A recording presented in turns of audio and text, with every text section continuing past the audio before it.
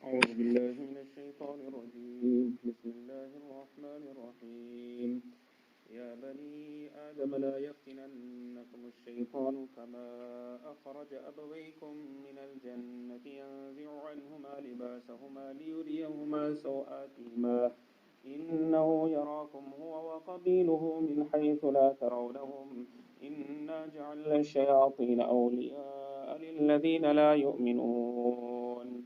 In the previous verse, Allah Ta'ala had made mention of the clothing, which is a great ni'mat of Allah Ta'ala, which He has blessed us with.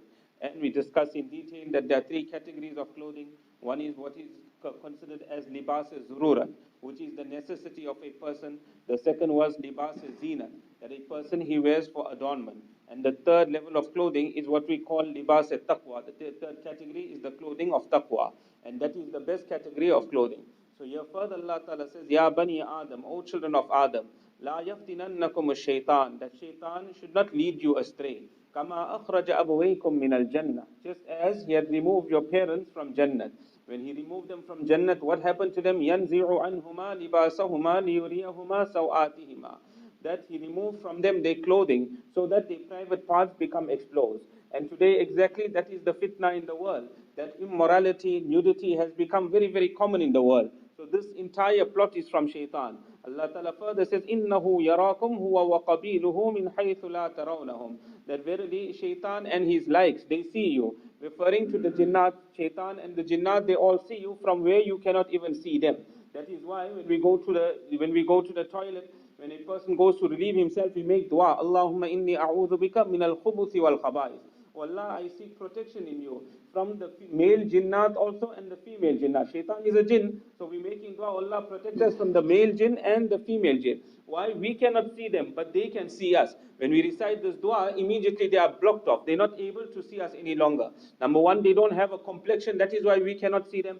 And number two, we find that they are so small that we cannot even see them, we cannot even notice them. But they are able to see us. Allah Ta'ala further says, إِنَّا جَعَلْنَا الشَّيَاطِينَ أَوْلِيَاءَ لِلَّذِينَ لَا يُؤْمِنُونَ. That verily we have made the shayateen friends to those people that do not have iman. وَإِذَا فَعَلُوا فَاحِشَةً قَالُوا وَجَدْنَا عَلَيْهَا آبَاءَنَا وَاللَّهُ أَمَرَنَا بِهَا. Further Allah Ta'ala says that when the kuffar, they do any act of indecency, they say that we found our forefathers upon this. And Allah Ta'ala commanded us to do this act of indecency. This refers particularly to the kuffar when they used to make tawaf of Baytullah. So how they used to make tawaf of Baytullah? They used to remove their clothing and they used to make tawaf of Baytullah. They used to say that we're making tawaf like the day our mothers had given birth to us. That we had no clothing when we came into the world. So that is why we make tawaf of Baytullah without clothing. Kuffar also used to make tawaf of Baytullah initially. And the second reason they used to give, they used to say that the clothing that we wear, in this clothing we broke the commands of Allah Ta'ala. So how can we be wearing the same clothing and now making tawaf of Baytullah? And the third thing they used to say, Wallahu amarana biha. Allah commanded us to do this.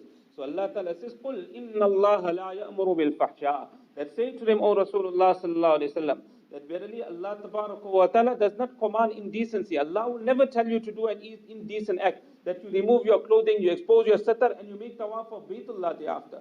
أَتَقُولُونَ عَلَى اللَّهِ مَا لَا تَعْلَمُونَ.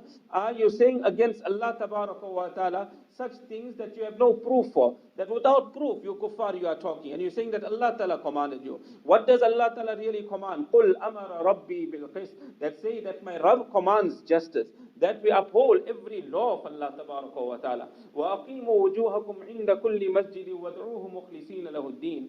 And you keep your faces straight at the time of every prostration, at the time of every sajda, you devote yourself totally to Allah. At the time of every salah, you devote yourself totally to Allah. وَادْعُوهُ مُخْلِصِينَ لَهُ الدِّينَ. And you call unto Allah Ta'ala, meaning make the ibadat of Allah Ta'ala, devoting all acts of worship with sincerity for Allah Ta'ala. Whatever ibadat we do, it is only and only for Allah Ta'ala. كَمَا بَدَأَكُمْ تَعُودُونَ. And as Allah Ta'ala had created you the first time, when you came into the world, you had absolutely nothing. You didn't even have clothing on your body. تَعُودُونَ. You will return to Allah Ta'ala. At that time also, you will have absolutely nothing. Just one piece of cloth on the body, and then a person returns to Allah Ta'ala. We'll continue from there.